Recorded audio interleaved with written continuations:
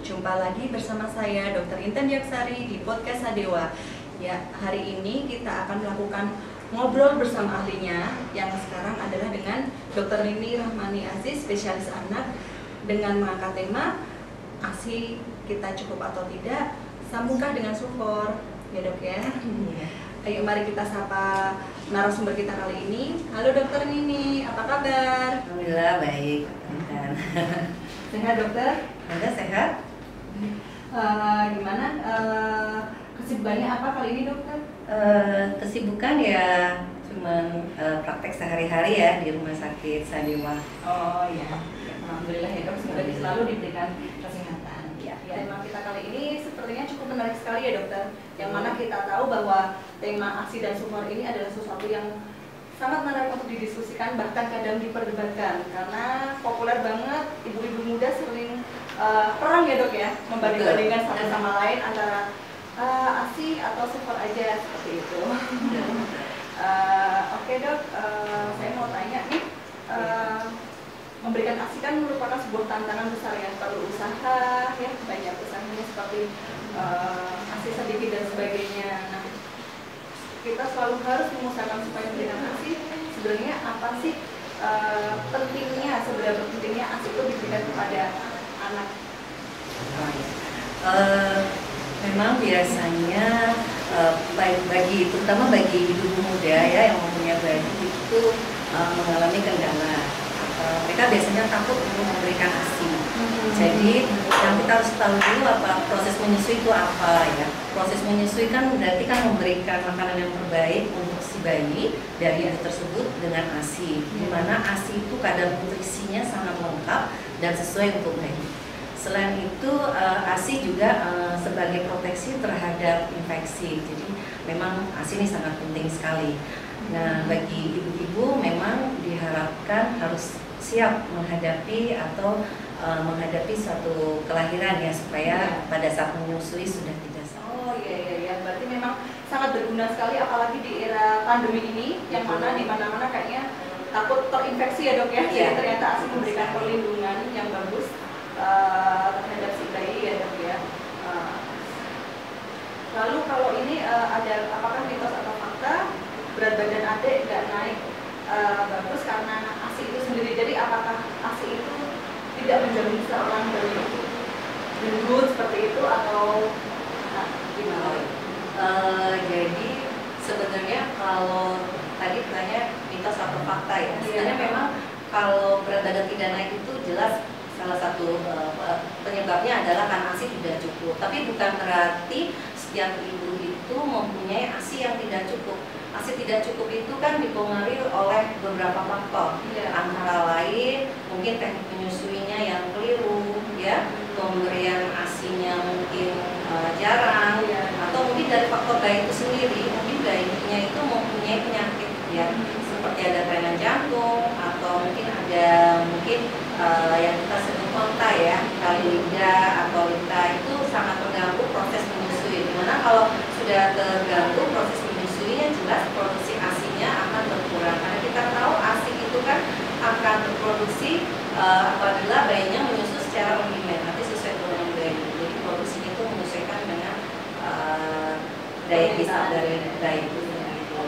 Jadi kalau misalnya ada sebuah penyakit penyertanya nih kayak yang disebutkan sakit jantung itu memang harus kita ibaratnya kita terapi dulu ya supaya mendukung supaya asupan nutrisi dari ASI itu sendiri terserap dengan baik ya dok ya. Jadi kalau ada kelainan misalnya kelainan jantung kita terapi dulu. Kalau misalnya ada kelainan jantung memang ya nggak bisa diterapi secara langsung, ya kita harus mendampingi itu bagaimana caranya biar bisa mendapatkan ASI bayinya mendapatkan ASI secara cukup dan berat badan bayinya juga bisa maksimal. Nah, jadi memang kayaknya kalau misalnya kontrol pertama ketika setelah bayi dilahirkan itu penting sekali ya dok, karena untuk mengecek salah satunya adalah kecukupan ASI, lalu apakah ada penyakit lain yang mungkin ada pada si adik bayi gitu ya dok ya.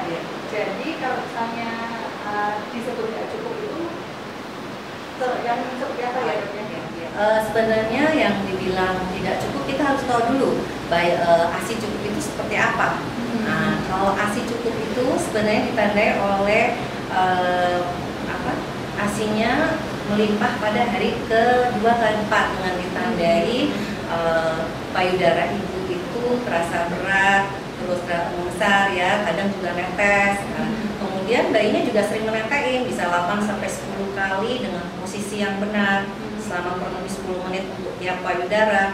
Selain itu dilihat dari frekuensi kencing bayi tersebut. Kalau di usia 6 hari paling nggak sudah ada 6 kali pipis dan buang air besarnya juga lancar. Nah, kalau tanda yang lain itu bayinya setelah menetes biasanya tampak puas ya bayinya, terus tertidur, tenang gitu ya, itu berarti tanda ASINya cukup. Tapi kalau untuk menilai secara berat badan, memang kita harus lihat kalau berat badan bayinya itu turun di lebih dari 10% pada 10 hari pertama atau sebelum 2 minggu, itu berarti bayi ASINya tidak cukup. Iya. Atau dia mengalami berat badannya tadi tidak cukup ya, atau dia berat badannya tidak kembali ke berat lahir setelah hari ke-10 atau ke-14 kehidupan. Makanya pentingnya kontrol di beberapa hari pertama ya untuk bayi-bayi baru lahir, jadi kita bisa tahu kendalanya apa aja pada ibu menyusui.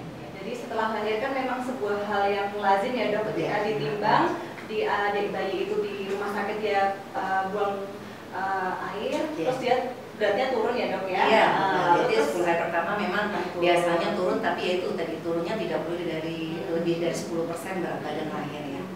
Mungkin juga ibu-ibu muda juga kadang kaget ya dok, misalnya awal-awal menyusui itu kok berat buang air besarnya tuh frekuensinya itu sering sekali, jadi mereka khawatir apakah ini anak saya diare. Itu sebenarnya seperti apa sih dok? Apakah lazim ataukah memang kita harus waspada nih kalau BAB-nya sering kayak gitu pada memang yang seperti yang tadi, kalau BAB-nya itu kan memang pada bayi terutama 1 bulan pertama tuh sering ya, paling nggak 4 kali, bisa Pak maksimal sampai 12 kali per hari. Banyak ya? Iya, dan bentuk fesesnya juga seperti itu ya, artinya tidak masih bentuk creamy gitu ya, tapi biasanya hari kelima juga sudah berwarna kuning ya. Jadi kalau jadi yang dikatakan diare pada bayi baru lahir terutama ASI eksklusif itu jarang sekali ya. Ya, jadi biasanya memang perlunya konsultasi pada saat mungkin sebelum melahirkan. Jadi masalah-masalah seperti itu mungkin sudah dijelaskan pada calon ibu, atau pada saat kontrol kita beritahu bahwa BAB lebih sering itu pada bayi umur sebelum 1 bulan itu masih normal, maksimal 12 kali sehari. Ya betul, memang saya rasa kadang ibu-ibu itu juga mencari nih lewat Google, kan memang kalau kita di Google itu kadang nggak benar ya dok ya, memang lebih baik memang kita konsultasi langsung ke dokter anak ya dok, atau dokter umum ketika kontrol gitu ya, karena itu memang penting sekali. Ya, maka memang kalau mengalami kesulitan diharapkan kontrol sesegera mungkin, jadi bisa diskusi mengenai apa kendala-kendala pada saat menyusui. Jangan mencari di Google itu saya nggak bilang sepenuhnya salah, cuman kadang-kadang informasinya banyak tidak benarnya. Jadi harus ditapis yang mana yang benar, mana tidak. Biasanya dari itu kan tidak bisa menapis mana yang benar, mana yang salah. Ada syarat nggak sih dok, seorang bayi itu diberikan ASI eksklusif sampai 6 bulan, ataukah dia dirasa oh ini tidak bisa eksklusif, sebaiknya ada tambahan lain, itu kira-kira apa gitu dok? Kalau dokter sendiri melihat oh ini anak ini kayaknya bisa nih ASI eksklusif terus kayak gitu, atau anak ini sepertinya nggak bisa nih ASI eksklusif terus gitu. Kita kan tahu ASI eksklusif itu kan di dalam undang-undang kesehatan itu memang harus diberikan sampai usia 6 bulan secara eksklusif. Kecuali, itu ada kecualinya, memang ada indikasi medis. Lebih boleh ya dok ya. Indikasi medisnya juga ada beberapa ya. Ada yang karena memang bayinya tidak bisa diberikan ASI karena ada gangguan metabolisme, yang itu galaktosemia ya. Galaktosemia itu harus ada susu khususnya. Apa itu dok? Galaktosemia itu gangguan pembentukan galaktose di mana tidak bisa dicerna laktosanya. Jadi kalau diberikan ASI, pada di ASI itu laktosanya banyak, nah itu nanti akan menumpuk dan menyebabkan gangguan pada bayinya, bisa misalnya gangguan pencernaan, kuning, gagal tumbuh. Nah, makanya tapi sebenarnya di Indonesia banyak kejadiannya kecil sih, tapi itu masuk salah satu indikasi medis. Lalu nih dok, kalau misalnya minum ASI ini kadang ada bayi yang gampang bangun, ada yang memang tidurnya tuh nyenyak sekali. Nah, yang nyenyak sekali ini perlu nggak dok dibangunin? Iya bangun, nenek kayak gitu misalnya. Untuk baru biasanya ada yang modelnya tidur terus ya. Jadi memang kita edukasi untuk bayi baru lahir itu kita bangunkan 2 atau 3 jam sekali untuk menetek. Tapi memang kalau setelah bangun kita tidak jamin sebenarnya. Boleh netek kapan aja. Paling lama memang 2 jam 3 jam itu ya. Jadi kalau misalnya bayinya sudah ada kondisi sudah mulai masukkan tangan ke mulut atau mulutnya sudah mulai miring mencari payudara, itu berarti kan tandanya sudah mulai haus. Jadi 1 jam pun kalau bayinya haus netek, namanya makanya on demand ya. Sesuai permintaan bayi. Awal-awal kelahiran bayi kan tentu produksi ASI sedikit ya dok, mengikuti dengan ukuran lambung dari bayi, betul ya dok ya. Nah kadang nih ada ibu-ibu yang tidak pede memberikan kok ASI saya sedikit. Nah dia terus mencari booster. Nah kira-kira boosternya apa sih dok? Supaya ASI-nya cukup atau banyak gitu ketika dipompa atau diberikan makanan. Di pasar memang banyak ya yang dikatakan booster ASI. Cuman yang kami kenal itu cuma ada berapa ya. Jadi sebenarnya kita harus edukasi dulu ibu, makanlah makanan yang bergizi. Dalam sehari memang cuma diperlukan tambahan 500 sampai 600 kilokalori per hari untuk ibu menyusui. Sebenarnya tidak banyak sih. Jadi kalau ibunya seimbang isinya karbohidrat, protein, tapi memang diharapkan proteinnya lebih banyak ya. Protein ya utama, mau dari kacang-kacangan boleh, dari ikan boleh. Sebenarnya itu sudah booster sendiri buat ibunya. Cuman kadang-kadang ibu kan nggak pede ya, merasa makanannya itu tidak harus pakai booster. Jadi yang harus dilakukan ibu yaitu makanlah makanan yang bergizi, karbohidrat, protein, lemak yang cukup, tambah vitamin mineral ya, biar kualitas ASI-nya juga bagus. Kalau di Indonesia itu kan ada yang disebut daun katuk ya.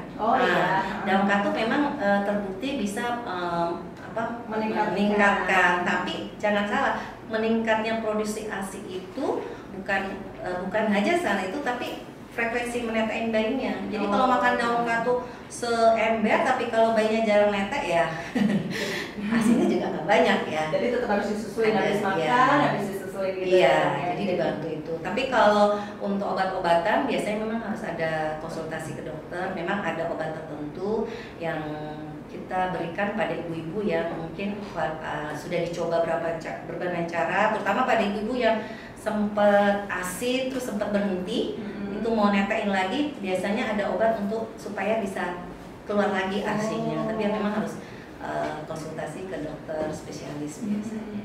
Jadi memang yang booster ASI itu nggak cuma vitamin ya dok, tapi harus kita makannya juga diperbaiki dulu yang bergizi ya dok ya, termasuk protein. Jadi nggak boleh nih ya dok kita ibu menyusui awal-awal makannya cuma Indomie gitu, nggak boleh ya. Jadi harus gizi seimbang ya.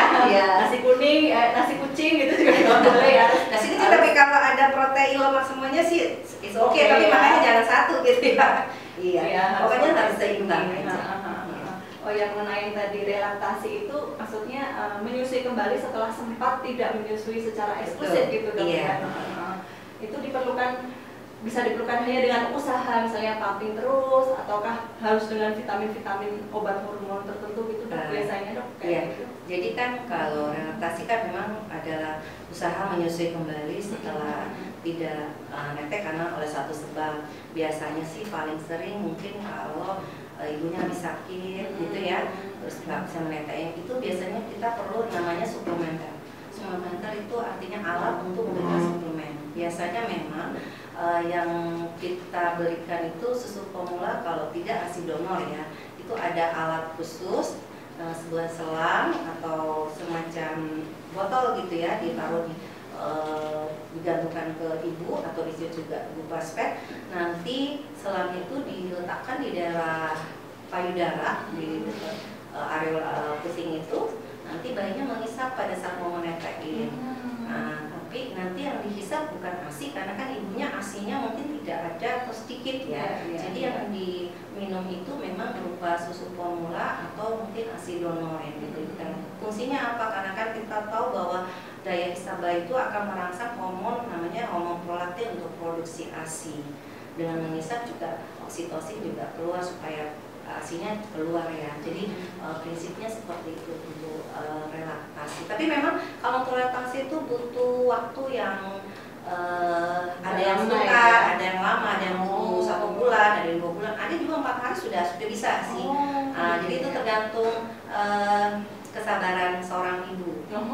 Jadi memang perlu usaha ya. Kalau dengan relaksasi itu menarik nih dok. Kalau seperti itu maksimal umur berapa sih adik bayi itu? Misalnya dia hanya di awal-awal dia lahir atau sampai 6 bulan atau bahkan sampai 1 tahun pun bisa untuk relaksasi. Sebenarnya kan relaksasi berhasil juga kalau berhenti menetekinnya dan berhenti dia memberikan ASI tidak dalam waktu lama. Kalau dalam waktu lama ya itu memang butuh waktu yang cukup lama. Jadi kalau mungkin baru seminggu, 2 minggu mungkin angka keberhasilannya lebih tinggi. Gitu ya. Sangat menarik sekali ya. Lalu nih kalau saya yang tadi misalnya dia merasa menetei tidak cukup, anaknya nangis terus, nah kita pikirkan biasanya apa dok? Langsung beralihkah ke susu formula atau kita usaha dulu kayak tadi booster dulu atau kita coba pumping teratur kayak gitu atau bisa langsung diberikan susu formula misalnya seperti itu? Iya, kalau bayi menangis itu kan sebabnya nggak mesti haus ya. Mungkin cuma perlu digendong, perlu ganti pampers ya, atau memang cuma butuh nyamannya aja. Tapi sebenarnya sih ya kalau memang yang dianggap tidak cukup tadi itu memang harus benar-benar dicari penyebabnya. Setelah konsultasi ke dokter spesialis anak atau konsultasi, kalau memang dinilai kurang ya dengan usaha yang sudah misalnya maksimal ya, misalnya tadi ada tontainya sudah ditangani, infeksinya sudah ditangani, ibunya juga artinya sudah misalnya payudaranya sudah nggak bengkak ya, tapi tetap ASINya kok nggak ini, mau nggak mau kita berikan alternatif lain. Alternatif lain biasanya memang yang didahulukan ASI donor. Tapi di ASI donor itu kan juga syaratnya banyak, harus ibu donor sehat ya, aman. Jangan sampai kita memberikan ASI donor ternyata ibu pendonor juga sakit. Kalau misalnya kalau ASI donor tidak ada, nah mau nggak mau pilihannya susu formula. Cuman sebenarnya ya itu tadi kembali ke edukasi lagi. Kalau misalnya dia bisa ke dokter anak, biasanya kan dianjurkan untuk mempelajari teknik menyusui yang benar. Seperti itu. Dan sebenarnya nggak dari ibu aja ya yang kita edukasi sebenarnya, harusnya kan dari keluarga juga, karena kadang-kadang ibu baru itu kan dengarnya dari suami, ibu mertua, ibu sendiri. Kadang kalau ASINya udah nggak keluar, nggak sabar langsung mau dikasih susu formula. Padahal namanya perlunya konseling laktasi, justru itu tidak cuma ibu tapi keluarga juga harus mendampingi. Jadi keluarga bisa membantu untuk keberhasilan. Kalau misalnya untuk alergi pada anak, sebetulnya apa yang perlu diperhatikan bagi orang tua ya Pak? Iya, ya itu ya. Kalau misalnya memang anak itu sudah terdiagnosa alergi, paling utama itu menghindari faktor pencetus. Itu saja. Untuk terapinya tergantung. Jadi kalau mungkin alerginya paling sering ya kalau bayi itu kan alergi susu sapi. Nah, makanya pilihannya nanti kita bagi dua ya. Jadi kalau bayinya ASI eksklusif tapi dia alergi susu sapi dari ibunya, maka ibunya harus pantang tidak mengkonsumsi produk susu sapi dan turunannya paling nggak selama 6 bulan. Itu kalau sudah kalau sudah terdiagnosa. Tapi kalau belum terdiagnosa biasanya kita suruh pantang 2 minggu. Kalau tetap supaya dicoba kembali pakai susu formula tetap alergi, kita pantang paling nggak 6 bulan. Itu untuk bayi ASI eksklusif. Tapi kalau dari awal bayinya sudah mendapatkan susu formula, nah itu kita anjurkan kalau sudah terdiagnosa alergi susunya tadi ekstensif hidrolisa yang untuk alergi ringan sedang, kalau yang berat itu asam amino kemudian yang terakhir adalah soya. Oh, baik. Menarik ya dok ya. Nih, apa tips dari dokter Nini untuk bunda-bunda di rumah nih supaya mempersiapkan supaya dari awal bisa menyusui dengan baik dan sukses dalam menyusui? Ya, tips buat ibu adalah persiapkan kehamilan dan persalinan sedini mungkin. Diharapkan terutama pada trimester ketiga, carilah informasi terutama kepada dokter atau bidan atau tenaga kesehatan, yaitu mengenai tadi teknik menyusui yang benar, kemudian manfaat ASI, kerugian formula, kemudian kendala-kendala apa yang ditemukan pada saat menyusui dan bagaimana cara mengatasinya seandainya kendala itu terjadi, sehingga ibu itu siap untuk merawat dan menyusui bayinya. Saya kira itu. Wah, menarik sekali ya. Ini sudah jelas ya bunda-bunda bahwa memang ASI itu terbaik untuk anak kita. Tapi tidak memungkiri bahwa memang kadang-kadang ada beberapa faktor yang mengharuskan kita memberikan anak kita itu susu formula ya. Yang saya yakin semua ibu di dunia ini pasti akan mengusahakan yang terbaik untuk anak-anaknya. Ya, ayo bunda-bunda sekalian kita saling dukung antar bunda, baik bunda yang memberikan ASI eksklusif maupun bunda yang memberikan susu formula. Sampai jumpa lagi di acara Ngobrol Bareng Ahlinya. Nantikan topik-topik menarik lainnya di channel RSKI Asadewa. Jangan lupa subscribe YouTube channel RSKI Asadewa. Dah.